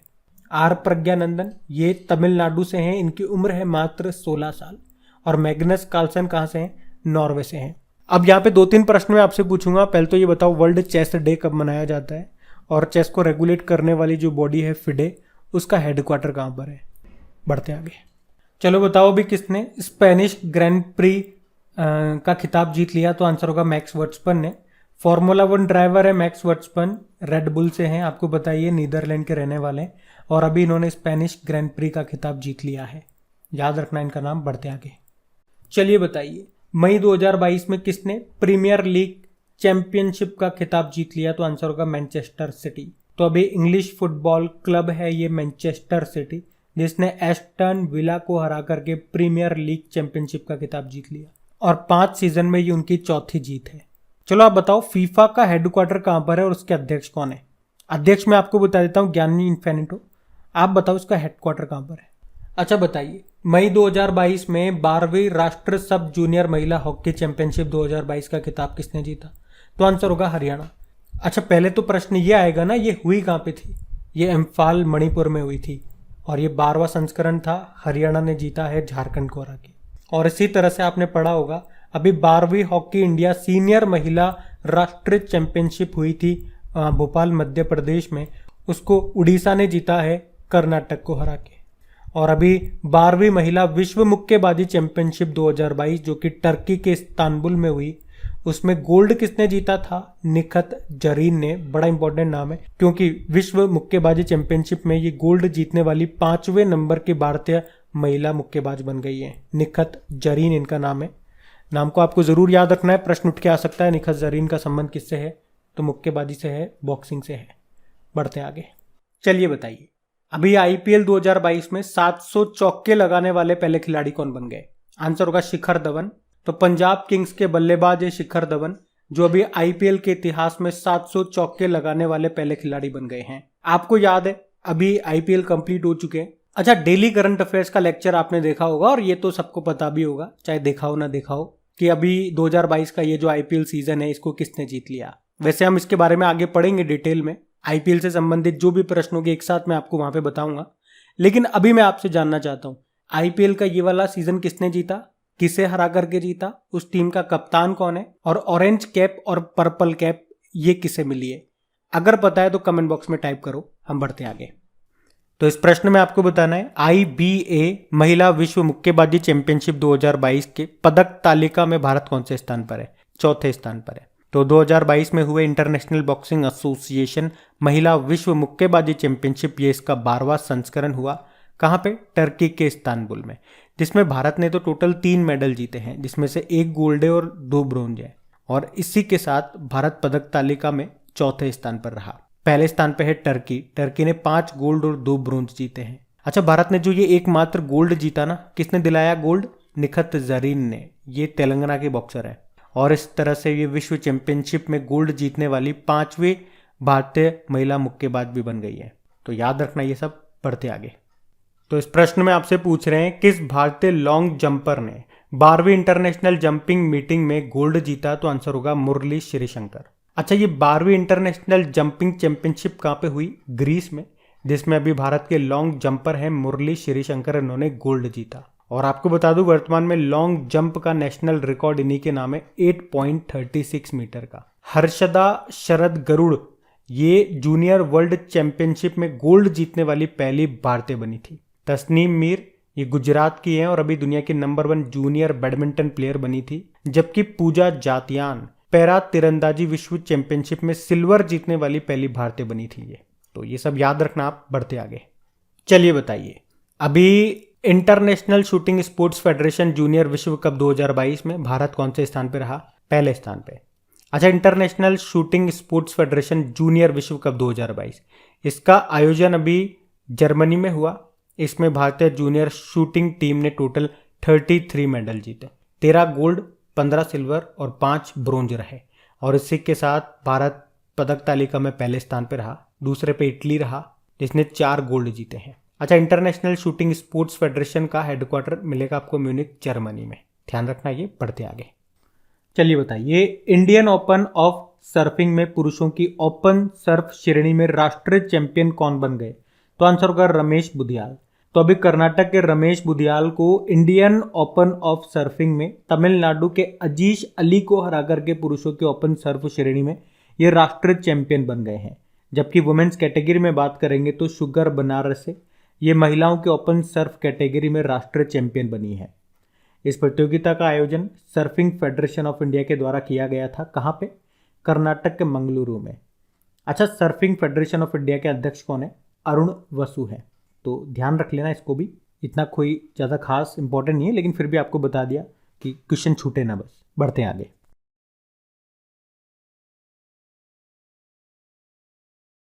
चलिए बताइए, मई 2022 में जारी वर्ल्ड इकोनॉमिक फोरम की travel and tourism development index में भारत कौन से स्थान पर है?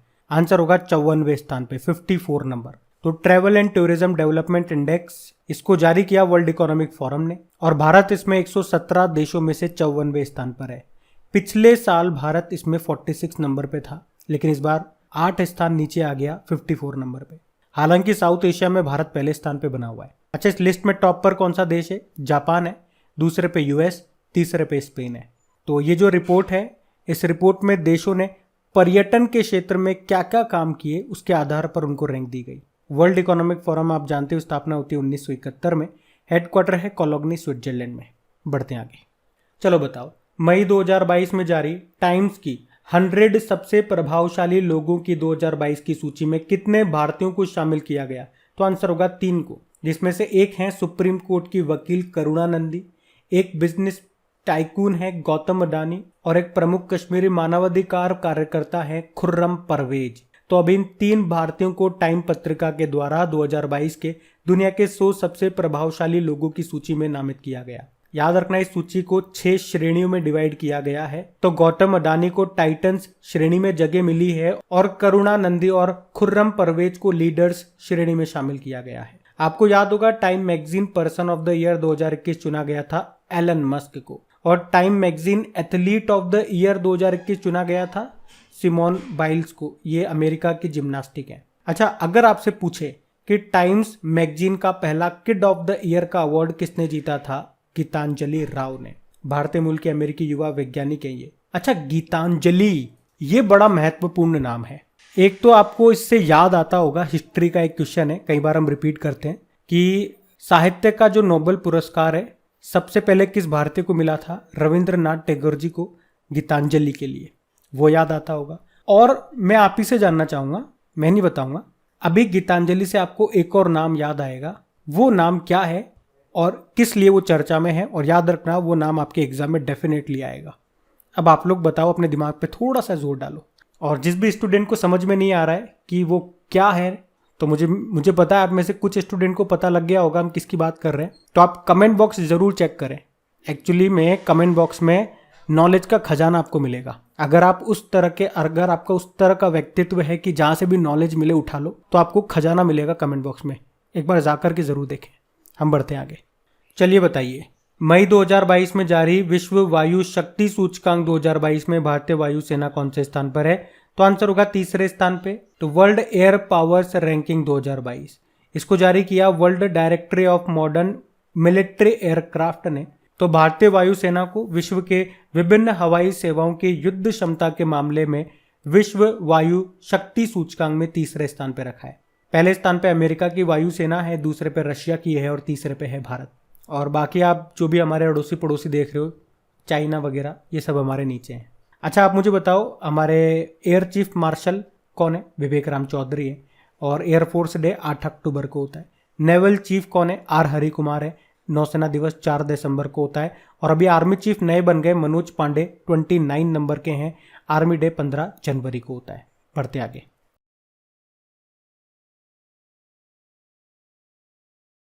तो इस प्रश्न में आपको बताना है, आरबीआई ने बैंकों की उपभोक्ता सेवाओं में सुधार के लिए किसकी अध्यक्षता में 6 सदस्यीय समिति का गठन किया? तो आंसर होगा बीपी कानून को। तो अभी आरबीआई ने बैंकों की उपभोक्ता सेवाओं का असेसमेंट यानी कि उनका मूल्यांकन करने के लिए एक समिति का गठन किया। किसकी अध्यक्षता में? बीपी कानून को। और किस लिए किया? तो बैंकों के उपभोक्ता सेवाओं में सुधार के लिए, उसके मूल्यांकन के लिए। इसमें टोटल 6 मेंबर हैं। अच्छा, अभी आपको याद होगा डिफाल्टरों से धन की वसूली के लिए सर्वोच्च न्यायालय समिति का प्रमुख बनाया गया था प्रदीप नंदराज जोग को। और चारधाम परियोजना पर समिति के अध्यक्ष बने थे AK सीकरी। ध्यान रखना ये सब। बढ़ते आगे।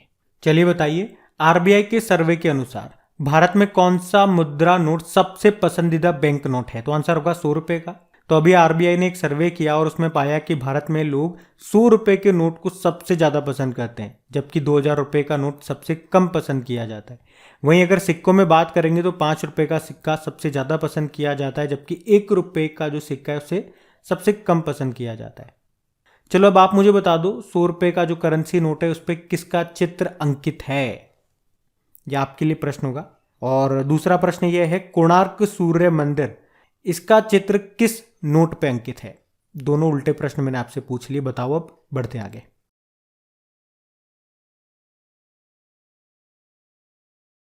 तो इस प्रश्न में आपको बताना है कि मई 2022 में किस राज्य या यूनियन टेरिटरी की घर घर राशन योजना को हाईकोर्ट ने रद्द कर दिया? तो आंसर होगा दिल्ली। तो मुख्यमंत्री घर घर राशन योजना, एक्चुअली में इसे 25 मार्च 2021 को दिल्ली सरकार शुरू करने वाली थी।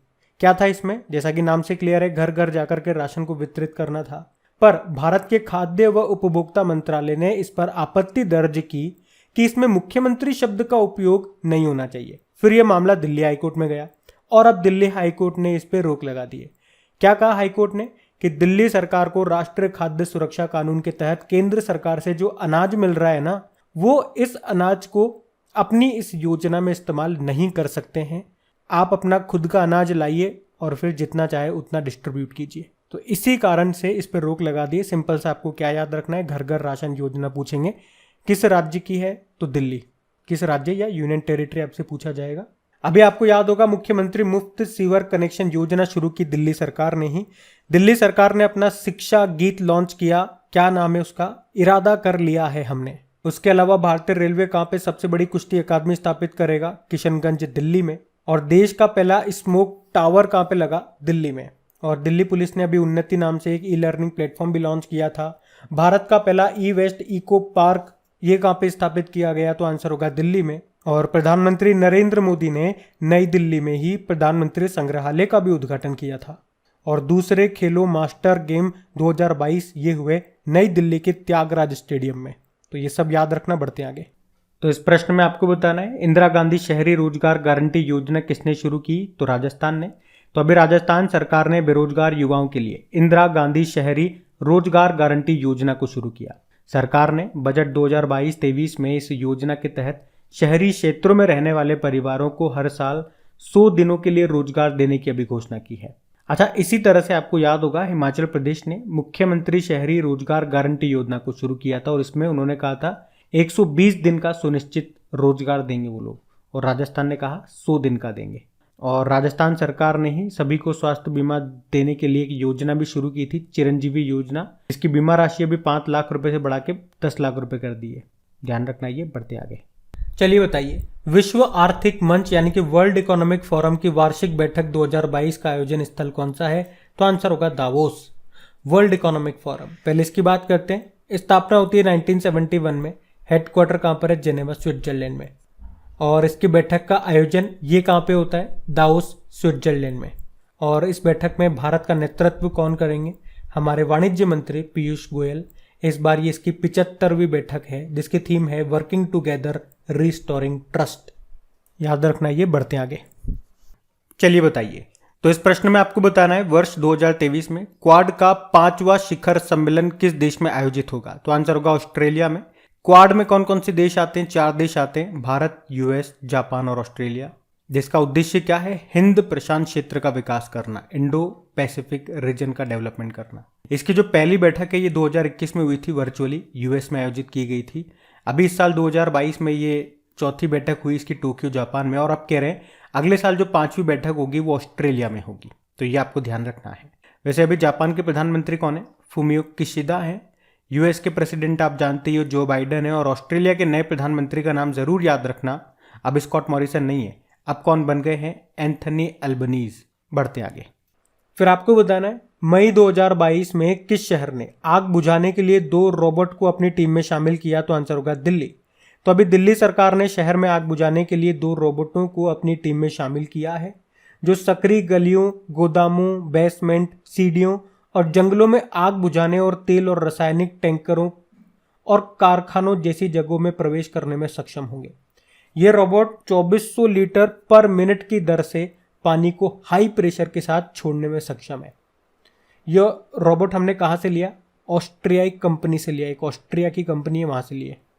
इनमें सेंसर लगे होंगे, कैमरे वगैरह लगे होंगे। सेंसर की मदद से ये कैलकुलेट कर पाएंगे कि कहाँ पे कितनी आग है, कितना पानी छोड़ना है। और कैमरे से जो बाहर बैठे लोग होंगे वो देख पाएंगे अंदर की स्थिति क्या है।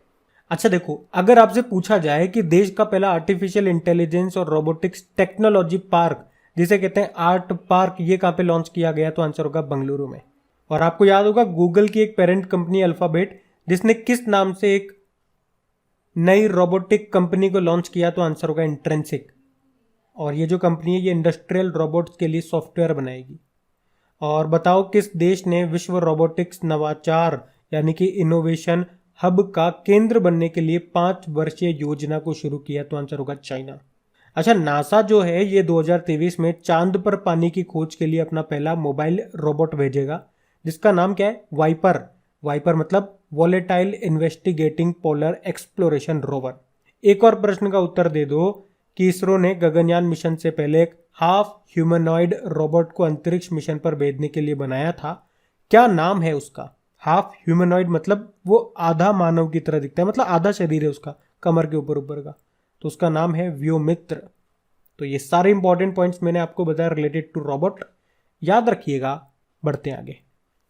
चलो बताओ, मई 2022 में भारत और किस देश के बीच में कॉर्पेट एक्सरसाइज शुरू हुआ? तो आंसर होगा बांग्लादेश। तो भारत और बांग्लादेश की नौसेना के बीच में होता है ये कॉर्पेट एक्सरसाइज। कॉर्पेट का मतलब हो गया कोऑर्डिनेशन पेट्रोल, यानी कि समन्वित गश्ती, मतलब मिलकर के निगरानी रखना। यह भी 22 और 23 मई को हुआ था। कहाँ पे? बंगाल की खाड़ी में। इसका ये 4था संस्करण था। आखिरी बार ये 2020 में हुआ था। और इसमें भारतीय नौसेना के 2 स्वदेशी युद्धपोतों ने हिस्सा लिया। एक का नाम था INS कोरा और दूसरा है INS सुमेधा। तो याद रखना बांग्लादेश इसका आंसर होगा। बढ़ते आगे। चलिए बताइए, अभी हाल ही में किस राज्य सरकार ने संभव पोर्टल को लॉन्च किया? तो आंसर होगा उत्तर प्रदेश। तो अभी उत्तर प्रदेश के ऊर्जा और शहरी विकास मंत्री हैं अरविंद शर्मा, उन्होंने ये संभव पोर्टल को लॉन्च किया है। यहाँ पे संभव का क्या मतलब हो गया? Systemic administration mechanism for bringing happiness and value. और इसका उद्देश्य क्या है? जनता की समस्याओं का निवारण करना, उनकी शिकायतों पर जल्दी से जल्दी एक्शन लेना। और इतना ही नहीं, इस पोर्टल पर सार्वजनिक कार्यक्रम और योजना से संबंधित चीजों की भी निगरानी की जाएगी। अच्छा, इसी तरह से आपसे अगर पूछा जाए जन निगरानी एप्लीकेशन को किसने लॉन्च किया था? तो जम्मू कश्मीर ने, जिसका उद्देश्य था लोगों की विभिन्न योजनाओं से संबंधित शिकायतों का समाधान करना। एक लोक मलिनी योजना भी आपको याद रखना है, पंजाब सरकार की है ये। इसका उद्देश्य क्या था? लोगों की शिकायतों को सुना जाएगा इसमें और उनका समाधान किया जाएगा इस योजना के अंतर्गत। याद रखना ये सब। पढ़ते आगे। बताओ 21 जून 2022 को कहां पर अंतर्राष्ट्रीय योग दिवस मनाया जाना है? तो आंसर होगा मैसूर, कर्नाटक में। तो 2022 में अंतर्राष्ट्रीय योग दिवस, ये इसका 8वां संस्करण है जिसका आयोजन कर्नाटक के मैसूर में किया जाएगा। अच्छा, योग से आपको एक पॉइंट याद दिलाता हूं। अभी जनवरी 2022 की बात है, ज्यादा पुरानी बात नहीं है। हमारे आयुष मंत्री कौन है? सर्बानंदा सोनोवाल। तो बताओ उन्होंने कहां पर योग अकादमी की आधारशिला रखी थी? तो आंसर होगा हैदराबाद में, जिसका नाम था हार्टफुलनेस इंटरनेशनल योग एकेडमी। और आयुष मंत्री ने अभी वाई ब्रेक एप्लीकेशन को भी लॉन्च किया था पिछले साल। यहाँ पे वाई का मतलब हो गया योग। और बताओ भारत के बाहर पहला योग विश्वविद्यालय कहाँ पर है? लॉस एंजलिस यूएस में, जिसका नाम स्वामी विवेकानंद जी के नाम पर है। याद रखना, ये सब पढ़ते आगे। कि वित्त वर्ष 2021-22 में भारत को किस देश से सबसे ज्यादा एफडीआई प्राप्त हुआ है? तो आंसर होगा सिंगापुर। तो अभी केंद्र सरकार ने घोषणा की है कि भारत में वित्त वर्ष 2021-22 में 83.57 बिलियन डॉलर का एफडीआई आया है। एफडीआई यानी कि फॉरेन डायरेक्ट इन्वेस्टमेंट, जो अब तक का सबसे ज्यादा है। पिछली बार जो आया था पिछले फाइनेंशियल ईयर में, वो कितना था? 81.97 बिलियन डॉलर। और इस बार कितना है? 83.57 बिलियन डॉलर। और सबसे ज्यादा एफडीआई आया है सिंगापुर से, उसके बाद यूएस और फिर उसके बाद मॉरिशस से। अच्छा, भारत में किस राज्य में सबसे ज्यादा एफडीआई आया, ऐसे पूछेंगे तो फिर आंसर होगा कर्नाटक। और किस फील्ड में सबसे ज्यादा आया? तो computer, software and hardware sector में। ये कुछ फैक्ट्स यहां से आपको याद रखने हैं। अब सिंगापुर की बात है, तो सिंगापुर की कैपिटल क्या होती है? Singapore city. करेंसी होती है सिंगापुर डॉलर। और प्रेसिडेंट कौन है? हलीमा याकूब। अच्छा, सिंगापुर के साथ हम कौन कौन सी एक्सरसाइज करते हैं? एक तो सिम्बेक्स नाम की एक्सरसाइज करते हैं और एक बोल्ड कुरुक्षेत्र करते हैं। तो ये सब याद रखना, बढ़ते हैं आगे। चलिए बताइए, मई 2022 में कहां पे शिरुई लिली महोत्सव 2022 का चौथा संस्करण शुरू हुआ? तो आंसर होगा मणिपुर में। तो मणिपुर में राज्य स्तरीय शिरुई लिली महोत्सव का चौथा संस्करण अभी शुरू हुआ। और ये महोत्सव शिरुई लिली फूल के बारे में जागरूकता पैदा करने के उद्देश्य से इसका आयोजन किया जाता है। ये जो त्योहार है मुख्य रूप से अप्रैल और मई के आसपास आयोजित होता है, क्योंकि ये शिरुई लिली के खिलने का मौसम होता है। और याद रखना, ये जो फूल है ये केवल मणिपुर के उखरूल जिले में पाया जाता है और इसे दुनिया में कहीं भी नहीं उगाया जा सकता। ये मणिपुर का राजकीय पुष्प भी है, शिरुई लिली इसका नाम है। बढ़ते हैं आगे।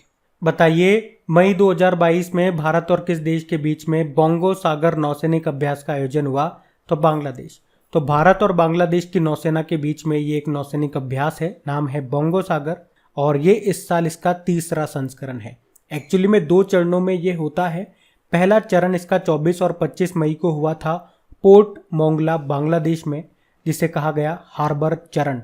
और जो इसका दूसरा चरण है उसे कहा गया समुद्री चरण। ये 26 और 27 मई को हुआ बंगाल की खाड़ी में। और इसमें भी भारतीय सेना के 2 जहाज पार्टिसिपेट किए। एक तो है INS कोरा और एक है INS सुमेधा। अभी इससे पहले हमने पढ़ा था, हमने कॉर्पेट नाम का एक्सरसाइज किया था बांग्लादेश के साथ, वहाँ पे भी यही जहाज थे, याद होगा आपको। बढ़ते हैं आगे। चलिए बताइए, मई 2022 में किस राज्य सरकार ने पार तापी नर्मदा नदी जोड़ परियोजना को रद्द कर दिया? तो आंसर होगा गुजरात। तो अभी गुजरात की सरकार ने आदिवासियों के लगातार विरोध के बाद एक महत्वाकांक्षी नदी जोड़ परियोजना को रद्द कर दिया, क्योंकि उन्हें डर था कि वे विस्थापित हो सकते हैं। तो यह है पार तापी नर्मदा लिंक परियोजना। देखो, नदी जोड़ परियोजना का लक्ष्य क्या होता है? जिस नदी में बाढ़ की स्थिति रहती है वहां से जल को हम लेकर के जाएंगे उस नदी में जहां पे जल की कमी है। इस तरह से दोनों को हम जोड़ देंगे, यही कहलाती है नदी जोड़ परियोजना। नदियों को जोड़ दो। आपको एक नदी जोड़ परियोजना याद होगी, काफी फेमस है, केन बेतवा नदी जोड़ परियोजना। अभी केंद्र सरकार ने, केंद्र मंत्रिमंडल ने इसको मंजूरी भी दे दी है। यहाँ पे पानी केन से बेतवा में जाएगा। इसके अनुमानित लागत कितनी है? 44,605 करोड़ रुपए। 8 साल में ये बन करके तैयार हो जाएगी। इसके बीच में एक नेशनल पार्क भी आता है, वो भी याद रखना, पन्ना टाइगर रिजर्व या पन्ना नेशनल पार्क। और बेतला नदी पे बुंदेलखंड में एक परियोजना भी है, कौन सी? माता टिला परियोजना। इस लिंक परियोजना की पूरी लंबाई कितनी है? 221 किलोमीटर है। तो इससे भी संबंधित जो भी प्रश्न बन सकते थे मैंने आपको एक साथ बताए। चलो मुझे बताओ, अमृत क्रांति का संबंध किससे है? नदी जोड़ो परियोजना से। और अमृत से याद आएगा आपको अमृत महोत्सव, काफी बार सुनते होंगे। क्या ये आजादी की भैया 75वीं वर्षगांठ को हम अमृत महोत्सव के रूप में मना रहे हैं, याद रखना। बढ़ते हैं आगे। चलिए बताइए, बुक है जिसका नाम है listen to your heart the London adventure. इस बुक को किसने लिखा? रस्किन बॉन्ड ने लिखा है। अच्छा, रस्किन बॉन्ड से कई सारी किताबें आप लोग पढ़ते रहते हो, आप मुझे बताओ उनकी पहली किताब कौन सी थी? तो आंसर होगा the room on the roof. बाकी अब भी आपको याद है, लीडर्स पॉलिटिशियन सिटीजन नाम की बुक को किसने लिखा? रशीद किदवई ने। Not just a night watchman नाम की बुक को लिखा विनोद रॉय ने। और क्वीन ऑन फायर नाम की बुक को लिखा देविका रंगाचारी ने। बढ़ते आगे। तो इस प्रश्न में आपको बताना है किस संस्थान ने परम पोरुल नाम से एक सुपर कंप्यूटर स्थापित किया है? तो आंसर होगा NIT तिरुचिरापल्ली ने। अच्छा चलो, आप लोग मुझे बताओ कंप्यूटर साक्षरता दिवस ये कब मनाया जाता है? बताओ, हम बढ़ते आगे। अच्छा बताइए, अभी किस राज्य मंत्रिमंडल ने राज्यपाल की जगह मुख्यमंत्री को राज्य द्वारा संचालित विश्वविद्यालयों का कुलपति बनाने वाले विधेयक को मंजूरी दी? तो आंसर होगा पश्चिम बंगाल। वैसे तो आप सभी को पता होगा कि राज्य के जो भी राज्यपाल होते हैं वो उस राज्य की यूनिवर्सिटीज के चांसलर भी होते हैं, पर अभी पश्चिम बंगाल ने कहा कि अब चांसलर राज्यपाल न होकर के मुख्यमंत्री होंगी। वैसे पश्चिम बंगाल के गवर्नर कौन है? जगदीप धनखड़ है और मुख्यमंत्री है ममता बनर्जी। बढ़ते आगे। अच्छा बताइए, सेला पास के नाम पर किस राज्य में पाई गई बंदर की प्रजाति का नाम रखा गया? तो आंसर होगा अरुणाचल प्रदेश। तो अभी जूलॉजिकल सर्वे ऑफ इंडिया के वैज्ञानिकों ने अरुणाचल प्रदेश में बंदर की एक नई प्रजाति खोजी है और उसी का नाम सेला पास के नाम पर रखा गया। क्या रखा गया? सेला मका या मका का सेला, या आप बोल दीजिए। तो अभी जूलॉजिकल सर्वे ऑफ इंडिया के वैज्ञानिकों ने बताया कि नई प्रजाति जो है यह आनुवांशिक रूप से इस क्षेत्र की अन्य प्रजातियों से अलग है। एक्चुअली में अरुणाचल प्रदेश में जो ये सेला दर्रा है उसकी वजह से ये प्रजाति दूसरी प्रजातियों से अलग रही, इस दर्रे की वजह से। इसी कारण तो इस सेला दर्रे के नाम पे इस नई प्रजाति का नाम रखा गया है। अच्छा, अरुणाचल प्रदेश में आपको बोमडिला दर्रा भी मिलेगा और नामदफा नेशनल पार्क ये भी आपको मिलेगा अरुणाचल प्रदेश में। बढ़ते आगे। अच्छा बताइए, तीसरा ग्लोबल ऑर्गेनिक एक्सपो 2022 का आयोजन ये कहाँ पे किया गया? तो आंसर होगा नई दिल्ली में।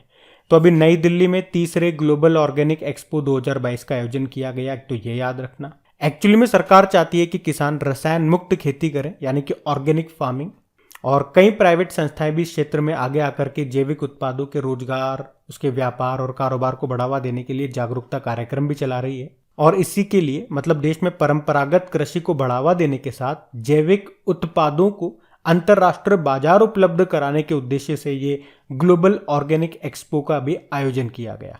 इस साल ये इसका तीसरा संस्करण था। चलो 2-3 प्रश्न मैं आपसे पूछूंगा ओरली कि अभी first organic state of India कौन सा है? सिक्किम है।